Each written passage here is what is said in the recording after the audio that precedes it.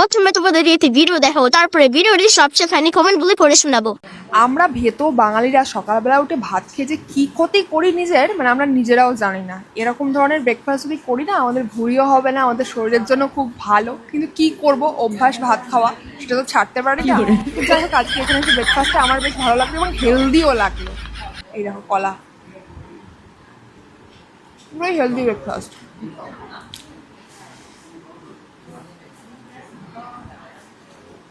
चलिए शुरू करते हैं। মুখ থেকে সুপারি বের করে কথা বলো তো, তোলা দিদি একটা। রে ভাই, এর মুখটা তো কোলা হয়ে গেছে।